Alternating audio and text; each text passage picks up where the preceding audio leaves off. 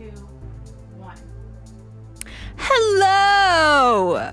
Welcome back to my podcast. This is Hotcakes with Cate. I'm Cate. Hello. This is episode 2. It's been a week since we talked. It's only fitting that fucking happens. So to answer that question, no, I did not get Velcro to Velcro down my fucking lights. Give me 1 second. Okay, I'm just gonna not even lean against the freaking couch. Ugh, let me just scooch up towards the edge here. Ugh. Anyways, hello everyone. We zoomed in because we had some listeners say, hey, we don't feel close enough to you, so we want to be zoomed in a little bit more. And I wholeheartedly agreed. So, what is going on? Well, I have Lewis next to me once again because he's my moral support. And he just naps wherever there is a fuzzy blanket. So that's a plus. Usually I'm like that sometimes. I can nap anywhere. Except for on airplanes. Especially now. You won't catch me on an airplane for a little bit. Remember what I said last time about little history tidbits. I am excited to talk to you about this week's history tidbit. It's not as... Some of the following episodes after this are going to be much more information heavy. This one's very chill and very fun. So anyways, stuff to just start out. These are just some thoughts I had over the past few days. The biggest one being, some of y'all have never been chased by any kind of bird, and it fucking shows. You know what?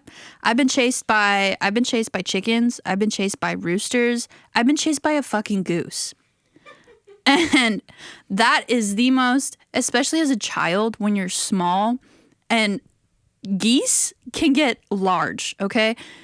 I was probably 4. I was a little girl and I got chased by a goose and it was hissing at me. Yeah, those bitches can hiss. They hiss like this, out of the side of their beak, whatever, and they'll go and they'll hiss, and then their little tongue will their bill will open up just a little bit, and then their tongue is pointy and it'll stick out a little bit, and they'll go oh my gosh, scary, fucking scary. Like Harry Potter snake. Yeah, like parcel tongue. Saya, yes. But yeah, some of y'all have never been chased by a fucking bird, and it shows, okay? Put the fear of God in me. I think it's because you're small, you're little, and it's the whole thing with being chased. It's one of the most primal fears we have as human beings is being chased by something. And so that was scary. And I was just thinking, I feel like some of y'all have not experienced that. And I don't know, that changed me. It must have changed me fundamentally, because I'm having this thought and I'm thinking, damn. So anyways, I thought that. And then just yesterday, I was at the gym. I had watched a TikTok about this, a man bringing this up, talking about how sometimes men will just go to the gym, not even to work out, but to just stare at women. And that is not groundbreaking at all, because it's a tale as old as time, okay? We all know that. We all know that some dudes do that. They just be weird like that, okay? But I actually saw... I had never legitimately noticed it until just yesterday, because most of the time I feel like the men that do that, they hide it in such a way where it seems like they're working out. And so most of the time women, in my experience, I keep to myself at the gym. Okay? I don't look at people. I take that back. Sometimes if there's a very, very handsome individual, I will have a glance or two, okay? I'm human. All right? Same with it. If there's a woman in there that has a fantastic physique, I'm going to watch her do her workouts and see if I can emulate any of them, because she has a fantastic form and physique. And I'm like, damn, I want to be like her. So sometimes I do. In that way, I will look. But The other day I did see a man in there, and he was not hiding it at all. And somehow he got on one of the, are they called platforms, Chloe, where they have the bar and everything and you can like do barbell squats? Is that what they're called? I think so. Well, they're hard. There's only like 4 of them in my gym that I go to. And so they're hard to get sometimes because they're never open. And this guy got one of them, but he wasn't even like, he just had the bar and he was doing like shoulder things with them. But then he would stop in between for like 5 minutes. And I'm all about a long rest time. Okay. I'm all about it. But he'd just like look around and he'd just watch women. And I'm like, dude, you're not even hiding it. So anyways, I saw that. And then that led me into thinking about how I do this without even really realizing it. Because of the gym I go to, it's next to a high school. And so sometimes if I go in the evening time, there's a lot of high school kids there. And most of the time, they're not, surprisingly, they're for the most part respectful. And I'm so thankful for that. Oh my God, because I could not imagine. So I'm so glad for that. Really, I haven't had a bad experience as of yet. So thank you. Knock on wood, which we're going to talk about later in the episode. But if I go in there after school hours or something, and there's a lot of high schoolers in there, that usually is, after work time. And so there's a lot of older people in there as well. What I notice is that if there are a lot of underage girls around me, I am like my head is on a swivel, and I am so hyper aware of all the people and the dudes around me and these girls, and I'm watching them because I'm just like, you never know, and people are weird and you never know, and these girls are just like doing their own little thing and on these machines and stuff, and it's just, I don't know. They're in there, they just got their licenses, like they're chatting with each other. And so it's just, I get nervous, and I'm there, and I'm like, don't worry, I got your back if something happens. And so I'm like, my head's on a swivel. I'm like, don't worry, I'm here. I don't even know if they really realize it, because in my mind, I'm thinking I'm being hyper vigilant, but it probably just looks like me going like this, eyes back and forth. So anyways,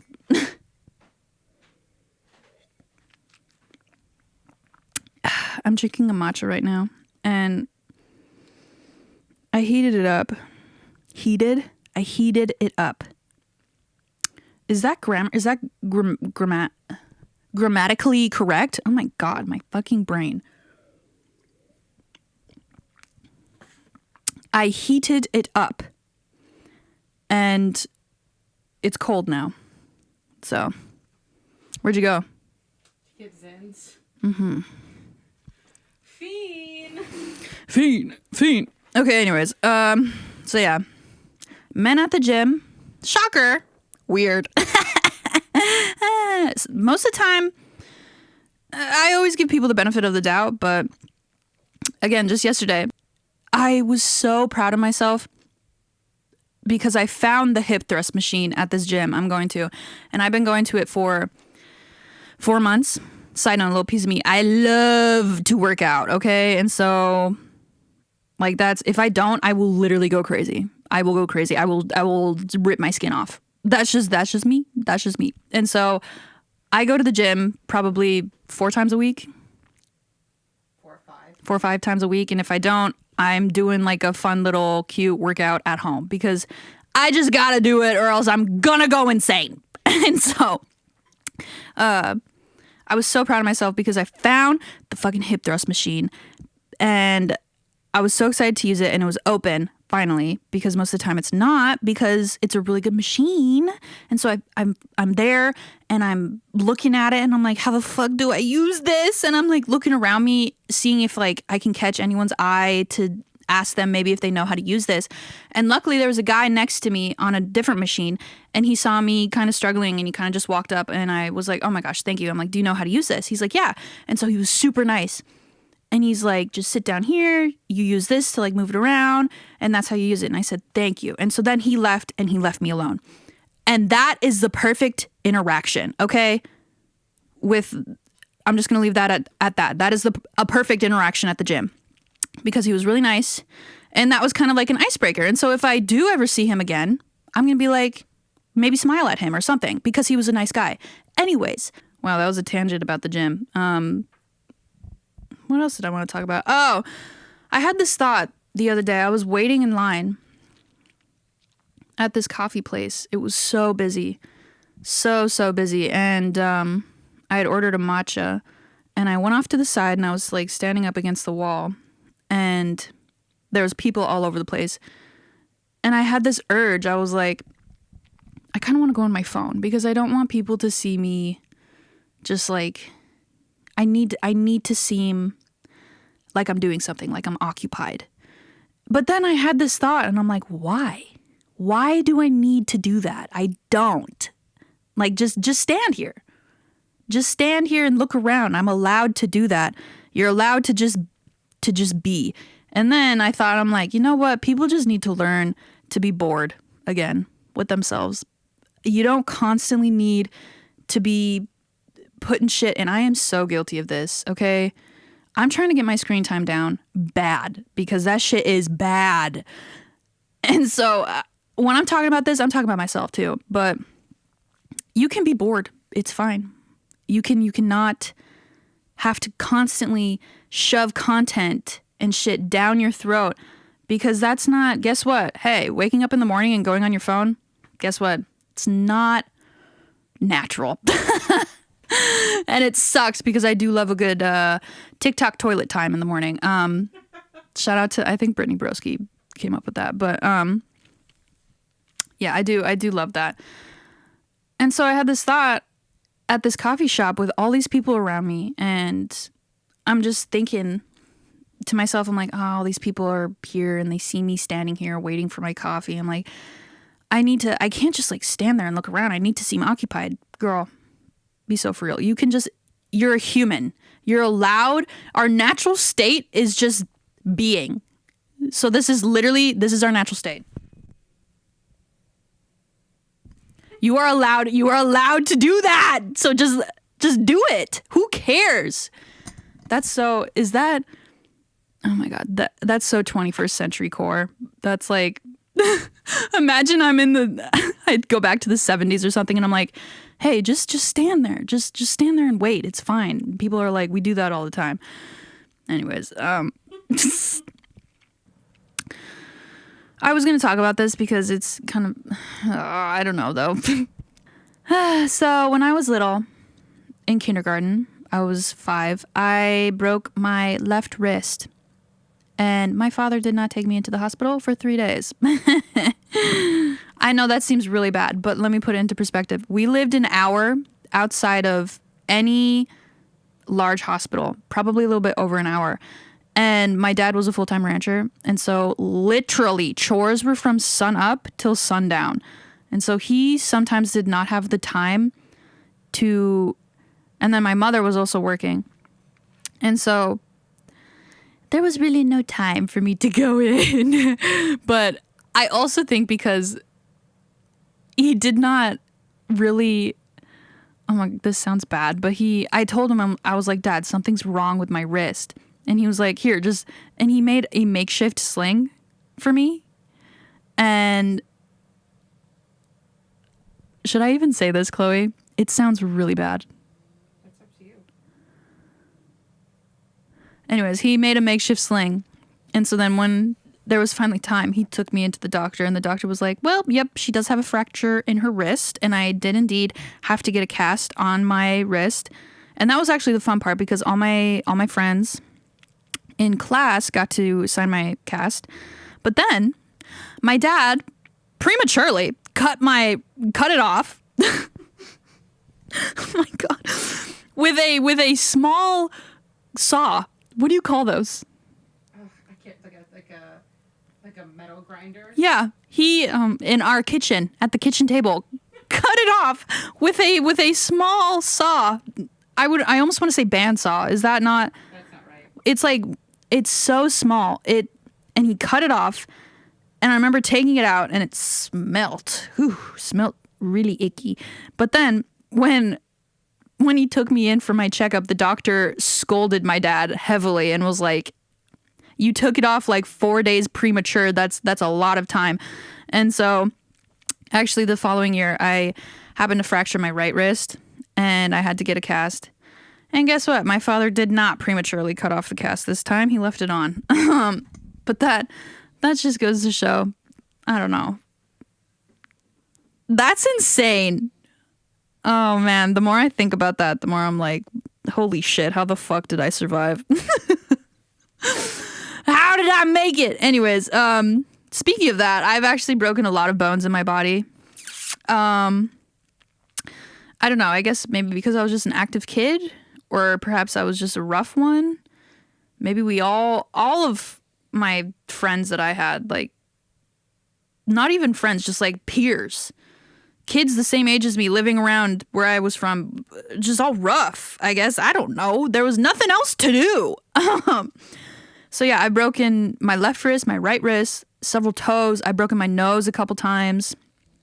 My finger, really bad, playing flag football. It was like in a Z. Oof, that was really rough. I'm not going to get into that. Maybe I'll talk about that in a podcast later on, but because I talked about my pink eye last episode, I don't want to talk about my pink, or it was my ring finger, and it's still a little bit crooked. Oh, and then an honorable mention, I almost broke my femur because a horse stepped on me. So, can you imagine? Your femur is the strongest bone in your fucking body, and bitch, it's almost as if younger me took that as a fucking challenge and said, hey, I'm going to try and break it.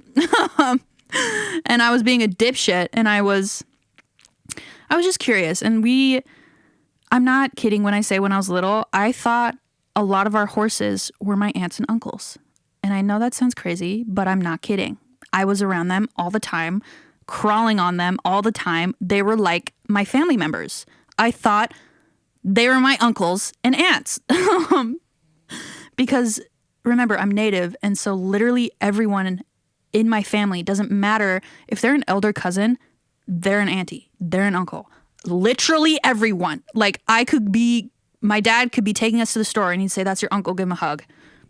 And so I'd have to go and hug this random person, and they'd be like, oh, hello, like, I haven't seen you since you were little. And I'm like, hi, uncle.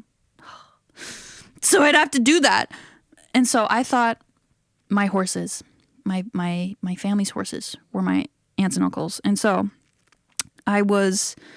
we were doing something. This was in June. And I think loading cows up to, what were we doing? We were shipping and you shipping. fell asleep. No, I didn't fall asleep. Oh. What happened is that my sister and I, so basically the trailer, we had the horses tied up on this side and everyone was on the other side. And so the adults could not see what me and my sister were doing with the horses on the other side. We were just messing around and playing around with them. And I remember Bob, which was he was a huge black horse we had. He had a quarter thoroughbred, and so he was very large. And I don't know what I was doing. I was crawling underneath them. Our horses, most of them were dead broke, dead gentle. And so we'd be crawling all around underneath them, by them. But I was underneath his front and I was like laying down, and he must have just like kind of nodded off because he was not paying attention. And I lifted my hand up to pet his chest, and he kind of like, he spooked and he jumped up and he landed right on my leg. And most of the time, horses, they do not like stepping on things. They do not like stepping on people. They do not like stepping on alive things. But that goes to show, if they don't like you, they will step on you. Horses are very, very smart. If they do not like you and they happen to step on you, bitch, they will fucking step on you and dig in, okay? But in this case, Bob was like, realized it was a split second. He stepped on me and he was like, oh, and he stepped right off. But what happened is he was a huge fucking animal, and he put all his weight on me on that 1 second. And oh my God, I thought I was going to die. I literally, he hopped right off my leg, and then I rolled underneath the fucking trailer. I like tucked, what do you call that? Tuck and roll? I tuck and rolled underneath the trailer, came out the other side, started screaming for my dad. He came over, picked me up, put me on the box over the wheels of the trailer, and he was like, what's wrong? And I'm like, I got stepped on. And so basically, my dad had to take me to the doctor at the closest town, which I think was Beulah, because it was Hazen. We were in Twin Buttes. And they gave me an x-ray and everything. Luckily, the nurse was like, hey, you bruised your bone. You bruised it, and it was so close to fracturing, but luckily it didn't break. And yeah, I couldn't step on it. I couldn't walk on it for like a week. Oh, it hurt so fucking bad. And I had a huge bruise. A huge bruise on my fucking leg. Oh my God. Yeah, that was not my proudest moment. Oh, makes me... Horses are so great though. I love them. They're so funny. I'm serious. If they don't want to step on you, they're very sure-footed. That's why when you see these videos of like these little babies or toddlers leading these horses around, if that horse is like gentle and broke, nothing is going to cause it to step on that child. Trust me. They don't want to do anything they don't want to fucking do. Anyways, I digress. That's why Bob was like, oh shit, sorry. Okay, anyways, moving on. We're going to talk about the historical topic, which today I think I might have mentioned this, but I did not do anything super text heavy because I'm waiting on, I got a membership to JSTOR because that's right. I'm an academic. I'm not going to have anything without legitimate academic articles and published things to back me up. Okay. It's just me and JSTOR against the world. So I got a membership, and I also just I got a library card from where we're from. So support your local library because that's one of the best things you can do for yourself, really, if I'm being honest. And also, through my local library, I have free language learning courses now. And so I'm learning Spanish because I want to. So anyways, I think next week I'm going to talk about Operation Condor. So tune in for that. But this week is a little bit more lighthearted. I'm actually talking about the origins of superstitions. And most of this I got from history.com. So it's not like crazy in-depth research, but anyways. And most of this, I noticed, most of these happen at night.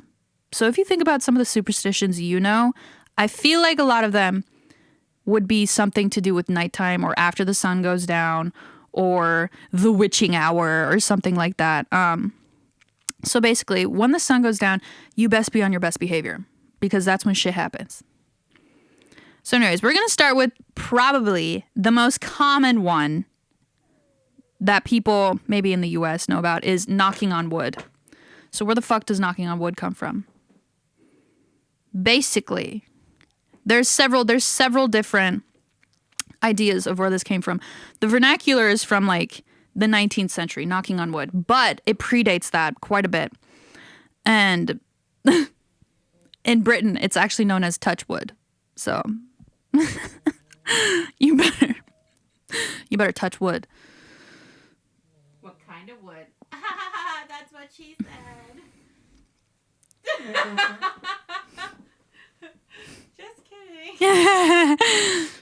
kidding. Anyways, shocker. It's traced back to pagan cultures, such as like the Celts and things like that, because they believe spirits and gods resided in the trees, which is actually so fun. Because there are some trees that I see out and about, and I'm like, holy shit, that is an ancient living thing, and it has archaic knowledge that is beyond any of my scope of believing of anything in my little brain. So basically what the practice is that they would rouse the spirits by knocking on the trunk of the tree, and the spirits would come out, and the person would basically be like, hey, can you protect me? And that's what kind of the thing is that, okay, I'm protected, the spirits. Could also been a show of gratitude, kind of like, hey, thank you for being there. Here's a little knock on your wood. You know, a little tit for tat action, if you know what I'm talking about. And so basically, knock on wood, touch your wood, you protect me. You have my back if I touch your wood. So it's kind of like, it's very modern if you ask me. Yet on the other hand, some academics theorize that it's actually meant to chase away evil spirits rather than rousing them and being like, hey, can you protect me? No, I'm going to knock on your wood to chase you away. So it depends on what spirit you're dealing with, basically, and whose wood you're knocking. So always be careful about whose wood you're knocking, because you could be barking up the wrong tree. Okay? I guess once Christianity became prevalent, they linked it to the cross, because a wooden cross. So that's the correlation there. But it does come from pagan belief. However, little pin in there. However, some researchers think it's a lot more recent practice due to this game children played called Tiggy Touchwood. I feel like Tiggy Touchwood is like, it reminds me of that clown from The Simpsons, and I feel like Tiggy Touchwood would be like some fucking perv sitting in the background. Like, he'd come up to your door and everyone would be like, hey, Tiggy Touchwood, we see you. We see you. And he's like in the window being like, shucks. And he walks away again. It's like I feel like that is who Tiggy Touchwood is. Anyways, Tiggy Touchwood is basically a game of tag, and whoever was touching wood were immune to being caught. So that's what researchers are like, hey, this is probably where knock on wood or touch wood comes from. But honestly, I kind of vibe with the spirits and the knocking on wood to be like, hey, I roused you because I want you to protect me and I touched your wood, so thank you. That's what I like. Anyways, now we're going to get into some... Can you hear Louis snore? Yeah. Louis, quit snoring, bug. Quit snoring. Louis. Lift his face up. Oh my god, dude. There you go, doo-doo. Louis. Okay, now we're going to move into some of the nighttime stuff.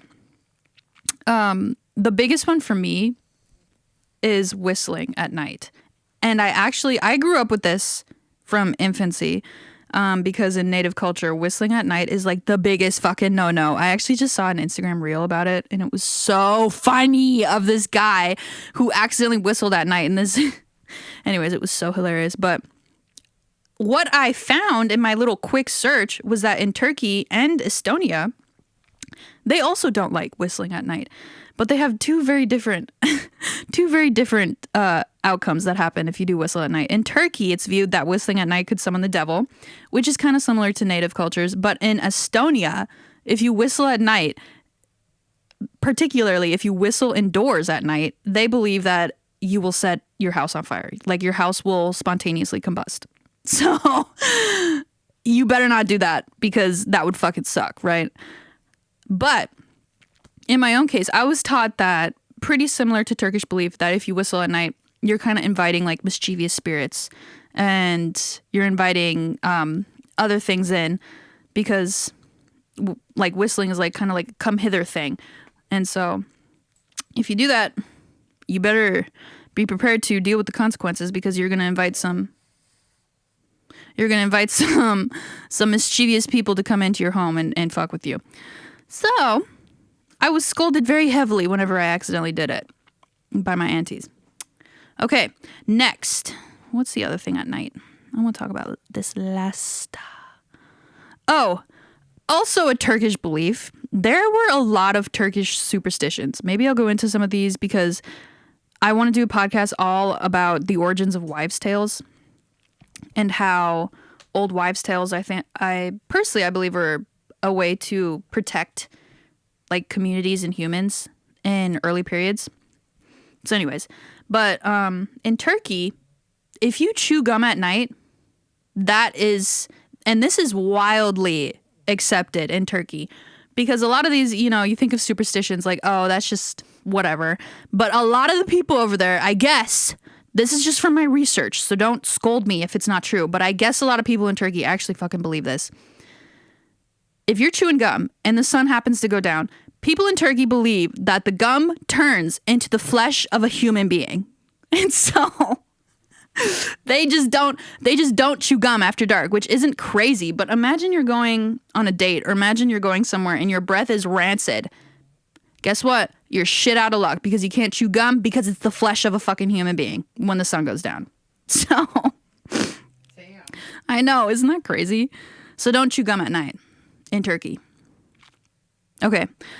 This is the next one is, most of you guys watching this will probably know about this one. It became very prevalent on social media, and I am so fucking mad at myself that I didn't do this. But it's a Spanish belief. It's Spanish, but in Mexico it kind of morphed into its own superstition there. But it's where you eat a dozen grapes, 1 per second of the final 12 seconds leading up to the new year, underneath the table. You eat a dozen grapes and you got to chew up. Well, hang on. Let me reiterate. The Spanish belief is that you eat a dozen grapes, the 12 seconds leading up into the new year, and you must chew and swallow all of them.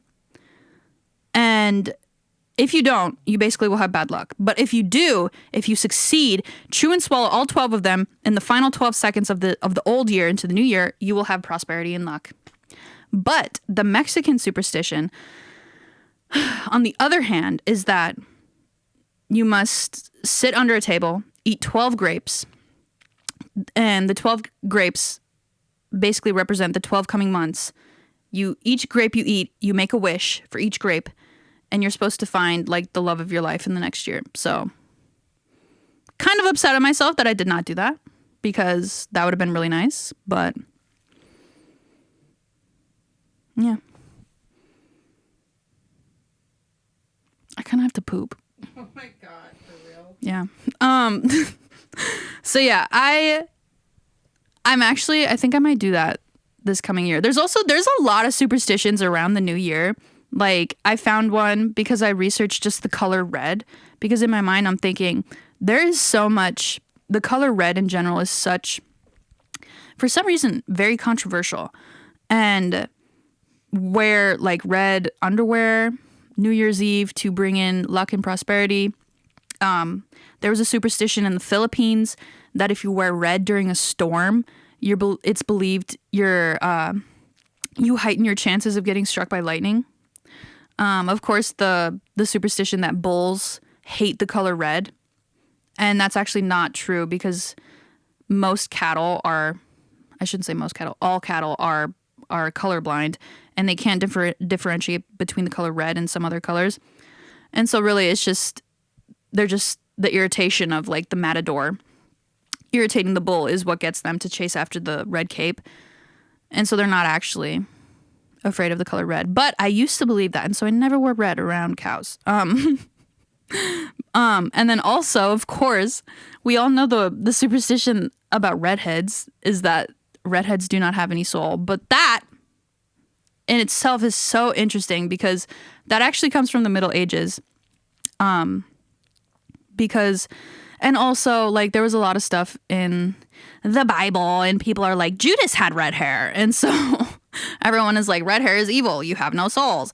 And so that's where it comes from. But also in the Middle Ages, they believed redheaded people were like witches and vampires and or werewolves, which unfortunately I do believe that would have been my crew of people that I would want to hang around with. Also, redheads, they need more anesthesia. Did you know that, Chloe? No, I didn't. Yeah, redheads need more anesthesia to be put asleep for surgeries and stuff like that. Why? Don't ask me. I don't know. So yeah, the color red is very crazy. But this last one, this is not exactly a superstition. It is kind of like a wives' tale, but I did want to talk about it because it's so interesting to me.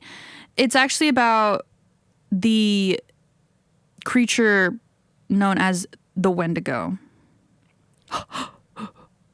And I got this from Britannica. So it's a bit morbid, but like the superstition of cannibalism and what that does to you as a person and how it translates into the legend of the Wendigo. And so basically, the Wendigo comes from the Algonquin-speaking tribes of like the northeast of the United States, and actually in Canada. It's kind of like all the northeast area up into Quebec and stuff like that. So basically, the Wendigo is described as like this giant, emaciated figure, sometimes up to 15 feet tall. And in some legends, they can even grow larger depending on how much they eat. Smells of rotting flesh. That's like the first instance of these people in these stories that they're traveling through the woods, and they smell this putrid, horrible smell, and they're like, "What is that?" That's the Wendigo. Sunken eyes and sharp, like bulging, protruding fangs, lipless because it ate them. And this is where the descriptions may vary. Furless or with fur, ears pointed or earless, antlers like a deer, horns like a cow or none at all. So it can vary between looking very animalistic or very like alien and like emaciated and gross. So pretty much just a lanky, scary creature. And the belief is that in the pit of winter, so this is where the legend of the Wendigo takes place, is like in the pit of winter. And remember, the winter time is dark and cold and ruthless and unforgiving. And so the belief is that humans in the pit of winter with nothing else to eat resort to cannibalism and transform into this horrible beast. However, on the other hand, in some legends, it's also portrayed as a spirit that possesses humans who are starving or overly greedy when it comes to food, turning them into cannibals. And so you could take that as two different ways. It's people becoming greedy when it comes to food, and so then they resort to cannibalism, and then this spirit of the Wendigo basically inhabits them, and it turns them into this creature because they believe it terminally affects you if you eat another human being. Valid. Yeah, very valid. It's kind of like in Harry Potter where when Voldemort was making the Horcruxes, in order to make them, you got to kill someone and that splits your soul. So same thing with the Wendigo. You eat someone, you basically split your soul in half. But cool little tidbit, this legend actually exists within the oral histories of the Algonquin, and it predates the Europeans' arrival. So that is actually very, very cool because this story could possibly be like thousands and thousands of years old. And the first known mention of the Wendigo in writing is actually from 1636, so still very old. 1636, that's crazy. By a French Jesuit missionary called Paul Lejeune. I'm so sorry if I butchered that. Living with the Algonquin people in what is currently Quebec. So when I read that, I was like, holy fuck, imagine how bad the winters were. Imagine. And I'm from North Dakota, okay? I know what a bad winter is. Imagine how fucking bad the winters were up there. No, thank you. So like I was saying, there's a lot of interpretations of this story, but I mean, if you believe in it, fucking hell yeah, because there are some superstitions from my own culture that I'm like, that I put a lot of, I hold in high regard because I'm like, So if you believe in this, hell yeah. But there are some interpretations by anthropologists and historians and some reasons as to why they believe this was such a prevalent tale. The first of which is that they believe it to be a cautionary tale. So alluding to the importance of community and to warn against individual greed, selfishness, and isolation, because that basically meant destruction for the whole tribe. You know, if one person is going out and being greedy and eating all the food, or causing, other people to starve, that basically means the destruction of the whole entire community as a whole. So it's kind of like a cautionary tale to warn people away from that. The Wendigo itself represents the physical embodiment of cold and hunger during the winter, which to be hungry and to just starvation in general, it's like the physical embodiment of that. So it's desperation and scary. And so the wintertime in general in the Northeast is very dark, barren, isolating. And because of that, this story capitalizes on the importance of coming together and sharing resources and being a community and loving each other. And also, of course, it's just pretty much the baseline, a cautionary tale that it seems like across the board for all these cautionary tales is that a warning to children to not wander off into the woods by themselves. So that's why I kind of wanted to. There's so many cautionary tales like that. Literally look at the Brothers Grimm. So many of their stories are just children going like Hansel and Gretel and shit like that. Anyways, that was not necessarily a superstition, but I believe it to be very interesting. Okay, so there was a lot of just random shit in that. Like I said, next week I'm going to either talk about Operation Condor, or I was going to talk. I could do old wives' tales, but I think Operation Condor would be more interesting. And if you don't know what that is, just have a little look up session, or comment and tell me what you want to hear, and I will try and do that. But anyways, this was episode number 2. Talked about a lot of different shit. Remember, don't whistle at night. Don't do anything your grandma wouldn't do at night. Like touch wood, okay? I'm kidding. Anyways, thank you for listening. I will see you next week. This is Hotcakes with Cate. I'm Cate. Don't do anything I wouldn't do. Bye! I have to poop so bad.